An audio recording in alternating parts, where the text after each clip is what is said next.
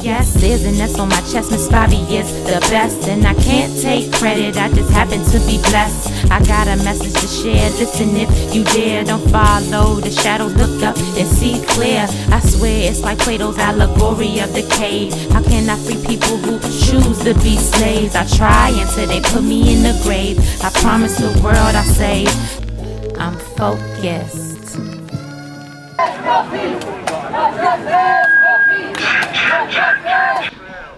Today I am in Washington, D.C. at the White House. There are a number of protesters who have gathered to show their concern about the execution of Troy Davis. Just in a matter of hours, this man will die at the hands of the United States government and the state of Georgia for a crime that he was convicted of 20 years ago. Now, despite the evidence being shaky, actually there is no physical evidence at all, and many of the witnesses changing their stories, tonight he will more than likely die.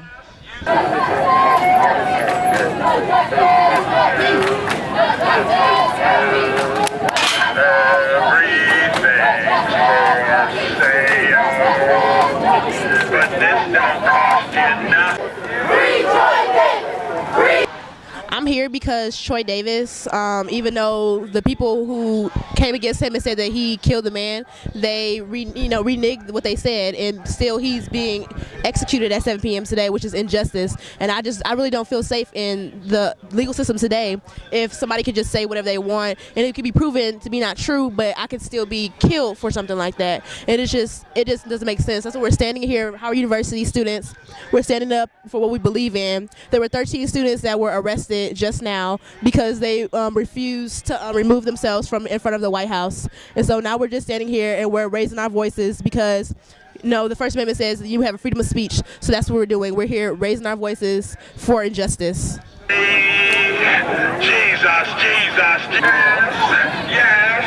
yes. We're out here right now because Troy Davis is about to be wrongfully executed. An innocent man on death row in Georgia is about to be wrongfully executed. I'm from Georgia, and I know a lot of people there who are against this execution right now. 7 of the 9 witnesses recanted their statements. One person came out and said that he did it. What's wrong with it? It's something wrong with the system right now, and something needs to be fixed.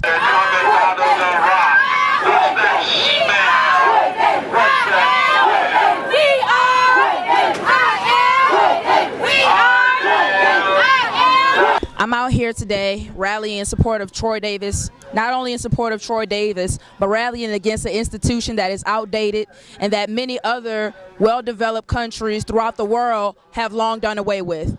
Troy Davis is simply a martyr for the cause. If Troy Davis died tonight, we want everybody to know, look at what's going on out here. The movement won't stop just because one man is executed. The movement is going to continue on, and what people need to realize, everyone from the Pope to William Sessions, former FBI head director, to Bill Clinton, to President Carter, has come out in support and have said there's just too much doubt. So how can we in 2011 in the United States of America sit here and support the legal lynching of a man who is clearly innocent? It's wrong, and it won't happen on our watch. Troy Davis might lose his life tonight, but we're going to fight in the name of Troy Davis to make sure that injustice is met with justice, to make sure that racial inequality is met with voices. We're going to continue fighting. It's not about me, and you gotta be the father.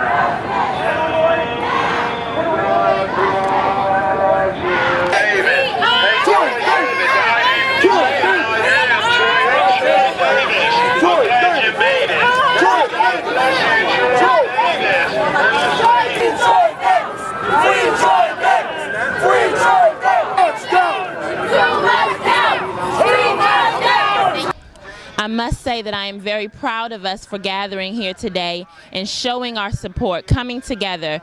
If we could only unify, strategize, and organize, maybe we could get more done. And that's exactly what we saw. We saw people come together, organize today. The students at Howard University did a great job at demonstrating their interest in seeing this man live. And it is approximately 8 o'clock, and as far as we know, here in the studio, 8 p.m. today, September 21st, that Troy Davis is still alive. And that's a great thing. And it's a great thing to see people, youth come together for something positive. You have older people, you have even the youth within themselves always doubt, how we don't protest like the older generations did, or we don't stand up for anything. And that's huge. This is Howard University in front of the White House. You're going to make the biggest noise in front of the White House protesting. So I think that was a great thing, showing unity within young people. We do care about, social events. We do care about things more than clothes, reality shows, all the other stuff. It's a lot of young people that cares about the well-being of society. Right, and the young ladies that I had the pleasure of interviewing, they were very passionate about this. They really did care. You could tell that it was something that meant something to them.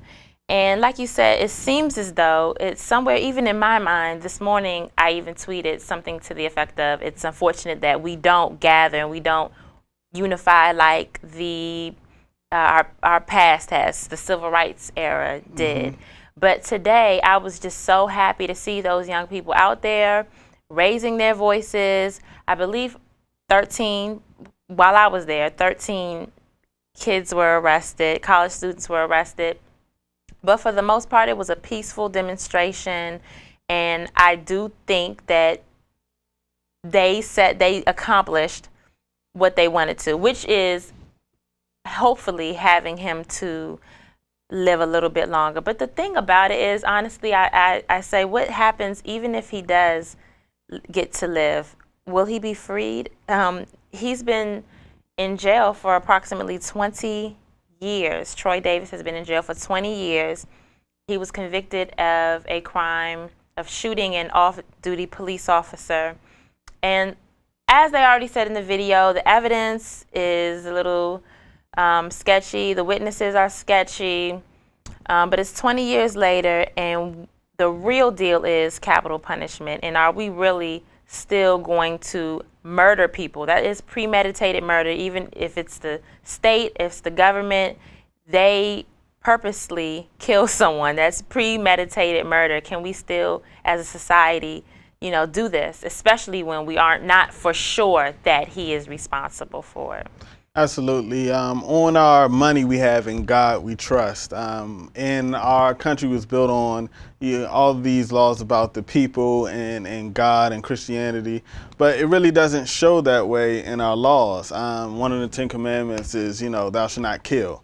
But, we have this system where some states you can kill, some states you can't. I guess it depends where you live or not if you're going to be killed, or not. And that's, that's debatable. People have their opinions on that. But this is somebody who's going to be killed who it has no evidence. Well, it doesn't have clear evidence shown that he was the killer. And somebody came out and said that they actually did it. 7 out of the 9 people said that, they were pushed into it, that they would take back what they said, and that they really had the police kind of, pushing them to do, or say or do certain things there. So, I mean, when you have that much evidence that doesn't equal up, how can you put somebody to death, for sure? If you put somebody to death, you want to make sure, what the law says, you want to make sure it's, absolute, definitely, that person was murdered, no, shakiness in the evidence. And one of the things the Supreme Court said that all of those, events that happen, it's all smoke and mirrors. But the case is kind of smoke and mirrors. Then if you look at them convicting him as smoke and mirrors. So how could they say that part about the shaky evidence? It's not clear, it's not concise, it's everything against that law. So the legal system, we fight a lot of things. They fight on Capitol Hill for one of the things should be our corrupt legal system. I mean, we have one of the worst in the land. It's all about money and power. You can get off for anything. It happens all the time. People who have the most money, whether it's athletes, anybody with high ranking, can do the same thing that a normal person does and get much less time, if no time at all. A football player ran over an illegal alien, but still a person that was laid out in the street drunk, and he ran him over, and he was intoxicated himself, killed him. He paid his family off, never spent it was less than a month than he did in jail for killing somebody. Brandy killed somebody. Right, I don't believe exactly. she went to jail either. I love Brandy, but right. Let me kill somebody, you know, in a car accident. I'm gonna, even if it wasn't on, you know, purpose, still. you go to jail. That's vehicular manslaughter, if Right. I'm not mistaken. And when you talk about the unfairness, when we get back, we're going to talk about other cases, comparable cases, Casey Anthony, Oscar Grant, Sean Bell. So stay tuned. We'll be right back.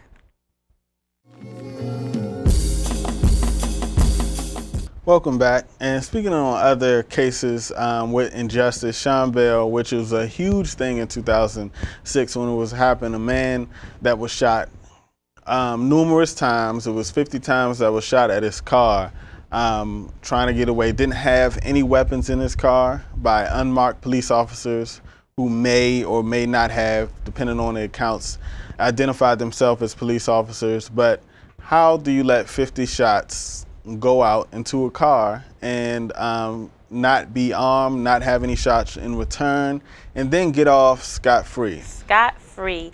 These men, 3 men, did not even serve a day in jail after killing this man on the eve of his wedding. Yes. The eve of his wedding.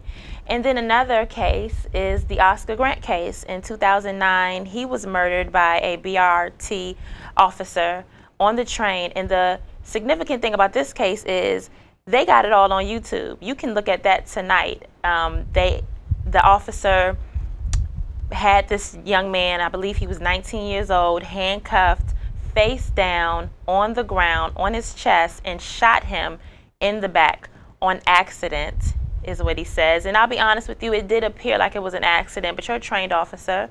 You don't have a gun to somebody's head or to their back if they're in handcuffs and they can't do anything to you. And then he killed this man, and he did have a little girl and, of course, a family. And he only got 2 years. 2 years. So it sounds to me as though, you know, they say an officer's life, or they must feel that an officer's life is way more important than a civilian's life, but they're here to protect and serve us. So when they go against that, when they don't do that, when they kill us, they should go to jail, especially if in the same society, in the same day and age, a man who is accused of killing someone and convicted of it, but with not sufficient evidence, should not get the death sentence, not in 2011. No, and people say, you know, all men are created equal. That's one thing that we live by, another one of our creeds in America. But that's not true. Like you said, a police officer's life values much more than a regular person. You have that case, forgive me for remembering the name, but in PG County, where the police officer, they had shut down one of the highways in Bowie, and he had got killed from somebody trying to get away. Yes. He hit him. That guy died, what was it? That night in jail. That night. That was significant for me because that happened right across from my job, and they locked the area down. That was in Laurel. They locked that 197 in Conti down, and this boy, he was a boy, if I'm not mistaken, was strangled to death in his cell. What happened to that case? Yeah, he killed himself. It was clear in the evidence that he did not kill himself. So you just you let that go. It's because the cops, the judges, the prosecutors, they're all on the same team. So how do we have this legal system where we're trying to convict people or not convict people that all work together? It doesn't make any sense. Biggie's mom, Miss Valletta Wallace, said it best. She said, how can we trust the police to police themselves? Right. And that exactly is the point here. It's like they handle the evidence, you know, they misplace evidence when they want to. It's so unfair. And then Casey Anthony, as we all know, got away with pretty much murder. And I don't know all the facts of that case. I don't know all the facts of any of these cases because I'm not a lawyer. But I know for sure that woman should not have walked. Somebody needed to be responsible for the death of her child. She was partying it up right after. It just doesn't make any sense. So it is something racial, in my opinion, when Mr. Troy Davis is being pretty much, as far as we know at this moment, he is still alive, but his life is on the line for something of this nature. It just doesn't make sense. It doesn't, and it's definitely racial. You go to all of these cases, you know, not to go against the elephant in the room, they're black people. And then let's just be, you know, serious. You have, you're in Georgia, and father's from Georgia. You have, you know, Georgia, who has a long-standing, I mean, from their flag, being a Confederate flag, has a long-standing history of racism. So you go to this black guy that killed a white cop. And this was '89, but people, you know, I had a white associate who really didn't believe that, you know, racism was alive, who really thought, and it was just, it wasn't, he's not a racist guy or anything like that. It was just the ignorant part of it, because he doesn't see it from the other end. I believe, you know, we can't use any excuses to hold us back. We can do anything. We have a Obama that shows that we can do anything in the world. But to say that racism is gone, I mean, it's clear facts showing case after case after case. When it's only involved us, you know. It obviously exists. And we see our president still, you know, get a lot of, of what's a good word to use? Yeah, I was thinking. He gets a lot of BS. That's what I was going to say, but I couldn't come up with a better. But because, you know, people are not supportive. And, of course, we know that everybody is not racist. Actually, I believe most people aren't, but the few that are, really, it's 2011. We got to move past that. Yeah. We got to move past that. You got to get past that mindset. I mean, you know, it's different. People have been taught and they say, oh, that's learned. But, I mean, once you grow up and become and have your own thoughts, have your own ideas, you got to, you know, grow beyond that. Like, you got to have a mind for yourself. And we just swing back around. I think, again, that it is so great that despite what some people think, we saw young people come together in front of our presidents, our White House in Washington, D.C., and raise their voices. And I just hope that that sets the tone for us as a people, not as a race, not color, but as a people, that when we don't agree with something, when we know something is wrong, it's not about black or white or male or female, straight or gay, it's right and wrong, that we come together and we do what's right. So stay tuned. Hopefully by the time that this airs and it's online, Mr. Davis is still alive. He is in our prayers. And we want to see him free, not just, you know, kept alive. We want to see him free. Yeah. Out on the road alone, but not lonely. I'm cool with flying solo, wouldn't mind someone to hold me. I know why God has placed me here. I'm focused on my mission. Taking a break from romance seems to be the best decision. Nah, something is missing. Nah, maybe I'm tripping. Every time I give my heart, I find myself slipping. Won't happen again. Taking a break from men. I gotta save the future. Forget a boyfriend. My biggest distraction has always been them. I gotta focus right now if I'm ever gonna win. Looking at the stars tonight, I'm in love with my dreams. I'm focused on the sky. Why?